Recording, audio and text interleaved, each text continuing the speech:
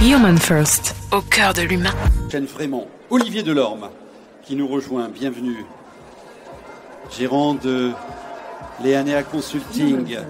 Au cœur de l'humain. Olivier est consultant en efficacité des organisations, a bossé près de 20 ans dans l'industrie automobile et va nous expliquer l'indispensable connexion entre deux données de l'équation, performance et plaisir au travail. On l'écoute, c'est parti pour 18 minutes.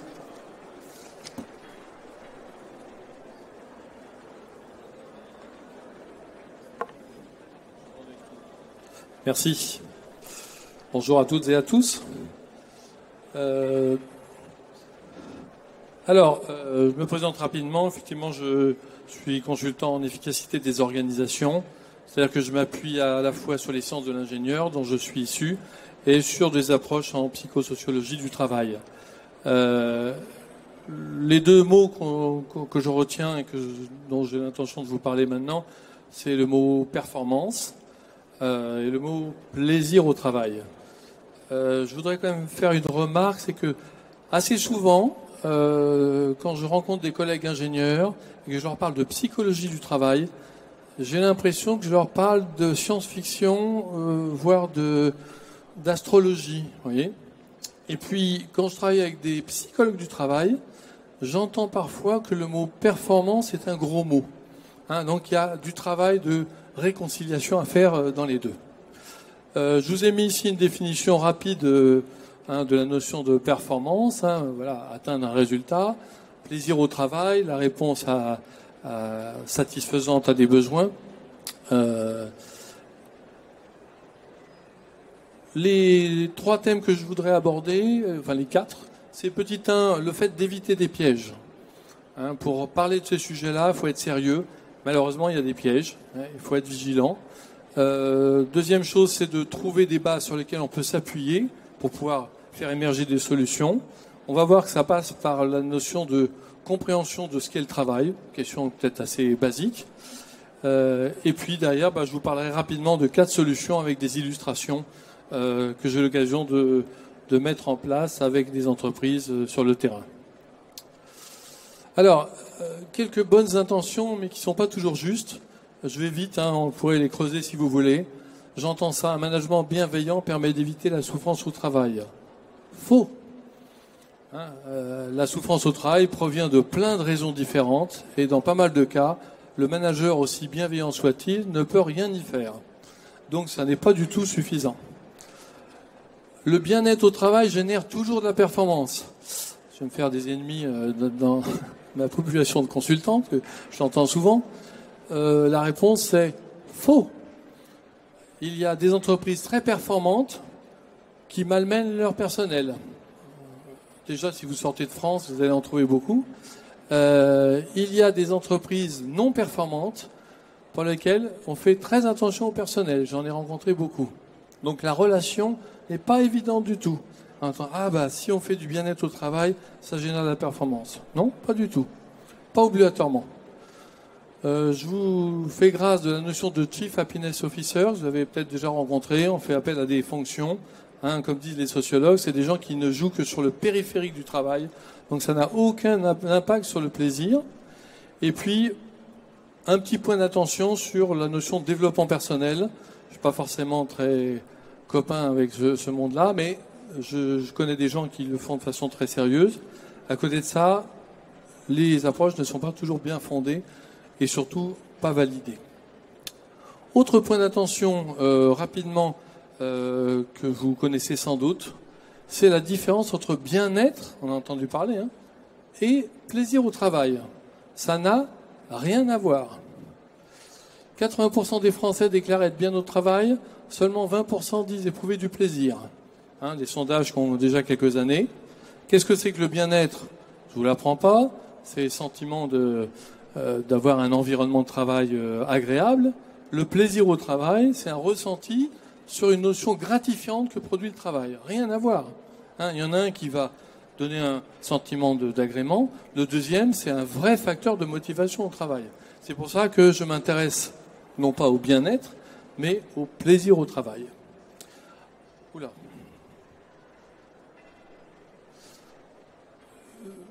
vous pourrez creuser le sujet si ça vous intéresse. La notion de satisfaction, de plaisir au travail provient, ça a été théorisé, de ce qu'on appelle les besoins fondamentaux, Deci et Ryan. On a tous 3 besoins fondamentaux quand on va au boulot.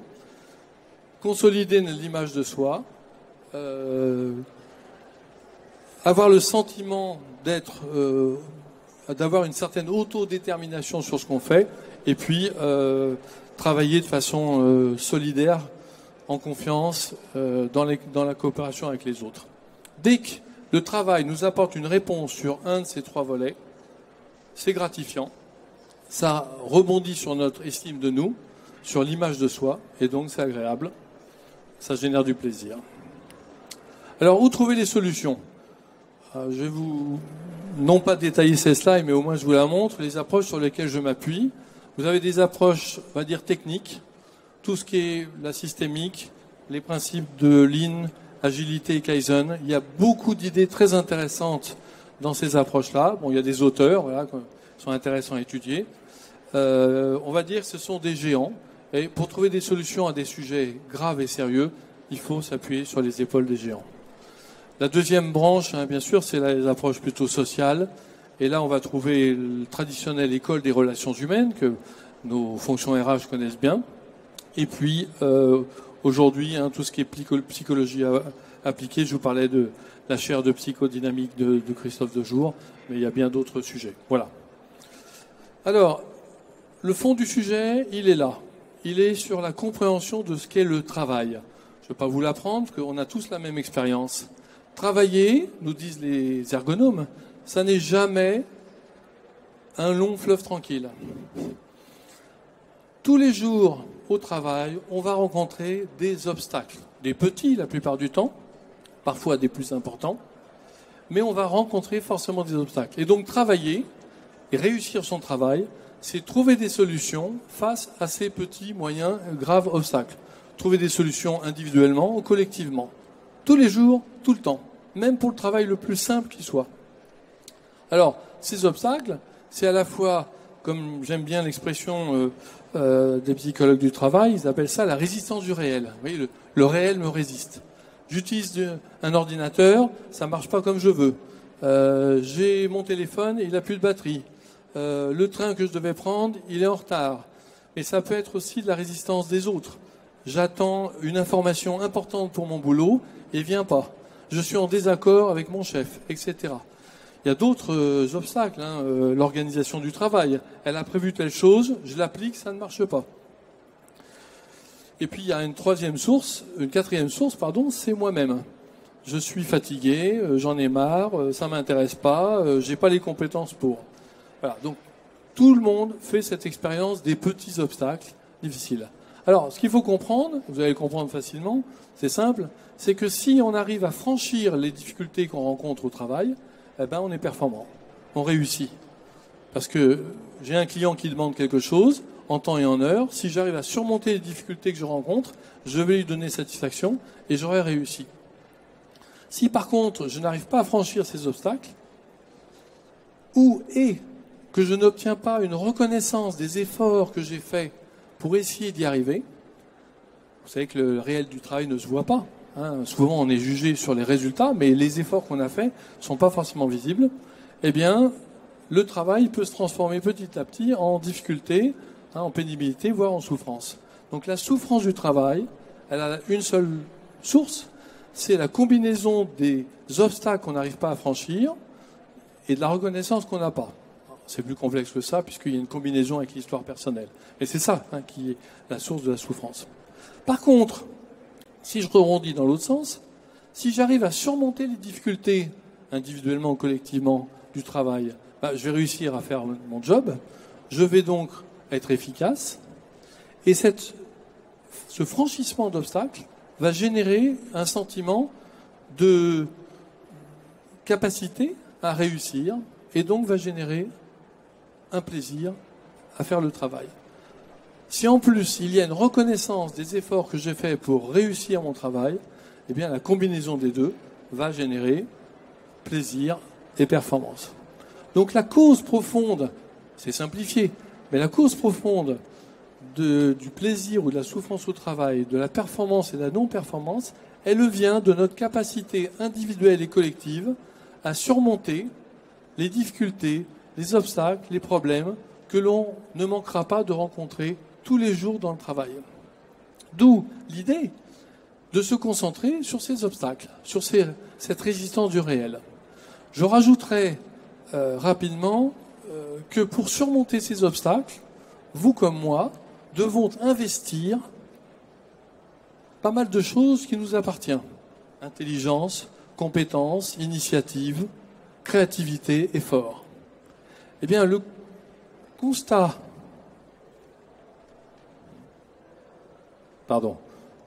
qu'on peut faire, qui est en bleu foncé, vous l'avez sans doute fait, c'est que le salaire ne suffit jamais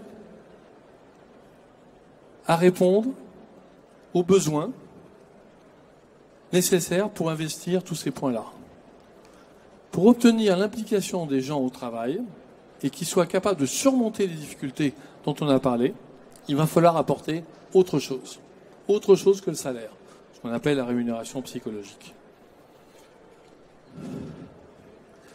Dans une définition de fonction, on vous écrira tout ce que vous devez faire quand tout va bien, mais on ne vous aura pas spécifié tous les problèmes que vous risquez de rencontrer, tous les efforts que vous devrez faire pour arriver à trouver des solutions malgré tout, etc.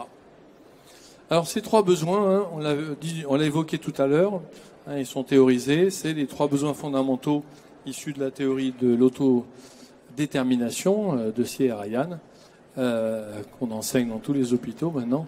Le désir d'autonomie, la notion de maîtrise de ce que je fais, et puis le sentiment d'affiliation sociale. Voilà. Je le répète, à chaque fois que le travail vous renvoie un élément positif sur un de ces trois critères, eh bien, ça renvoie un élément fort à notre identité, et donc ça génère du plaisir, tout simplement. Alors, les solutions, eh bien, on va les évoquer rapidement. Sur quoi on travaille pour aider les personnes, les managers, les entreprises à surmonter les obstacles du quotidien, pour générer les efforts, pour transformer les efforts en plaisir et en performance. Alors, la première idée, elle est sur le collectif, c'est-à-dire pas celle-ci, voilà. Il faut viser là-bas, je crois. Voilà, au fond, c'est permettre aux gens dans le travail de réfléchir sur l'organisation du travail, collectivement. On dit adapter l'organisation du travail aux personnes et pas toujours le contraire. Je vous montrerai un exemple dans un instant. La deuxième famille de solutions, c'est ce que les psychologues appellent l'intelligence pratique. Plus j'ai d'astuces dans ma besace, plus je suis capable de surmonter les obstacles. Si je remonte ces obstacles grâce à mes compétences, eh bien, évidemment, je m'en sortirai plus facilement. J'aurai moins de pénibilité au travail et je pourrai sans doute récupérer, si ça marche, une reconnaissance vis-à-vis de ça. La quatrième famille, c'est la coopération. Une phrase formidable des psychologues aussi, pour un petit ingénieur, les psychologues du travail, toujours quelque chose d'extraordinaire. Ils nous disent, vous n'êtes jamais autonome seul. Ah bon, autonomos. Voilà. En fait, quand je suis face à un problème et que je m'entends bien avec des collègues, eh bien, je vais pouvoir me tourner vers eux pour être autonome dans mon travail, pour trouver des solutions. Donc, si je m'entends bien avec les autres, ça sera beaucoup plus agréable, vous avez tous fait l'expérience, que si on est dans une équipe où on ne peut pas se souffrir. Donc, on va travailler sur la coopération. Et enfin, bien sûr, il y a l'idée du management. Alors, on ne va pas dire, on va encore demander des choses aux managers. C'est plutôt, en tout cas c'est mon approche, les aider à trouver des solutions aux difficultés qu'ils rencontrent. Comment on peut faire pour aider la ligne managériale? Alors, 4 illustrations rapides. Vous avez les objectifs de ces illustrations, je ne vais pas les détailler, mais je vais m'arrêter plutôt sur les exemples concrets. Je suis ici dans un hôpital au nord de Lyon. L'équipe de soignants se réunit tous les jours très rapidement pour répondre à une question. Est-ce qu'ils ont réussi leur journée? On se met d'accord sur la définition et chacun va donner son avis. Si la réponse est oui, eh ben on va mettre en valeur cette réussite. Vous savez l'adage, la motivation vient de la réussite. Si par contre la journée n'a pas été réussie, ça nous intéresse. Parce qu'on va mettre dans ce qu'on appelle un bac rouge, une approche industrielle, mais qu'on traduit justement dans les services, c'est-à-dire un endroit où on va déposer les problèmes. La journée n'a pas été réussie, quel est le problème majeur qui s'est produit? Et on va le déposer, on ne va pas le traiter. Et puis au fur et à mesure, vous voyez, dans ce qu'on appelle le Pareto, on va dessiner avec l'équipe, jour après jour, semaine après semaine, la fréquence ou la gravité des problèmes survenus. Donc l'équipe ensemble va voir les problèmes qu'elle rencontre le plus souvent, et puis à un moment donné, l'équipe va décider du sujet à qui il faut tordre le cou. On va utiliser des méthodes qui vont permettre de faciliter la résolution de problèmes, et puis quand le problème sera résolu, on passera à un autre, etc. Voilà. C'est ce qu'on appelle l'amélioration continue. Ça nécessite deux choses. Un, de révéler les problèmes et d'avoir le droit de dire les problèmes sans procès d'intention. Deux, de prendre les problèmes un par un, pas aller trop vite. En priorité ceux pour qui l'équipe a la main, pas les décourager, et d'aller jusqu'au bout. Voilà. C'est des méthodes bien rodées, qui marchent bien. Deuxième exemple, l'intelligence pratique. Alors là aussi, il y a un certain nombre d'objectifs, mais vous avez compris, l'idée, c'est de fournir des clés aux opérationnels pour s'en sortir dans leur travail. Ils vont rencontrer des problèmes.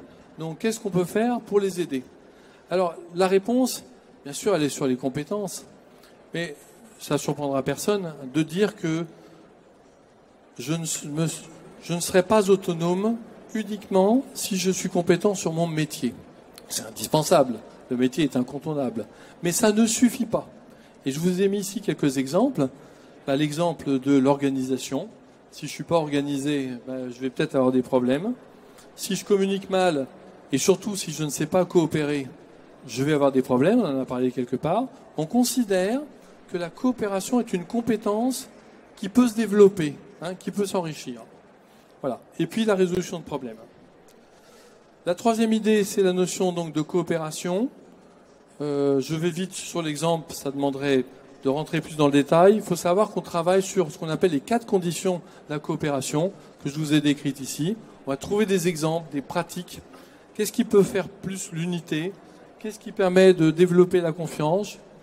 Qu'est-ce qui permet de générer de la transparence? Voilà, ça, c'est des grandes phrases, mais derrière, il y a des méthodes et des outils très concrets qui permettent de travailler là-dessus. Et, une minute. Dernière solution, je voudrais vous parler des cartes de la motivation. Voilà une illustration qui est intéressante pour le manager. Vous connaissez peut-être, c'est un système qui a été développé à la fois dans l'agilité et qu'on a développé avec des collègues autour des principes de la psychologie de la motivation au travail. Alors, le principe de base est simple. Nous avons tous une dizaine de facteurs de motivation en commun, mais en fonction de l'âge, de la situation, on ne les a pas dans le même ordre. Donc d'une personne à l'autre aussi, c'est différent. Alors le manager, il va présenter des cartes qui correspondent chacune à un levier. Les voici rapidement exposées. Et ensuite, il va demander à son collaborateur, à sa collaboratrice, de classer les cartes dans l'ordre de préférence. Quels sont les facteurs qui sont importants à ses yeux aujourd'hui? Par exemple, moi, ce qui compte aujourd'hui, c'est la maîtrise de mon travail, ou c'est les conditions de travail. Donc on va découvrir l'importance de l'ordre de ces cartes. Et puis deuxième chose, on va demander à la personne de pousser 2 cartes qui ont généré de la motivation dans l'année et de tirer 2 autres cartes qui ont malheureusement peu ou pas motivé ou démotivé la personne. Avec cette technique, le manager va permettre de mieux comprendre quels sont les facteurs clés qui sont susceptibles de motiver la personne aujourd'hui et quels sont les facteurs qui génèrent un frein dans sa motivation au travail. Voilà, quelques exemples rapides, je vous remercie.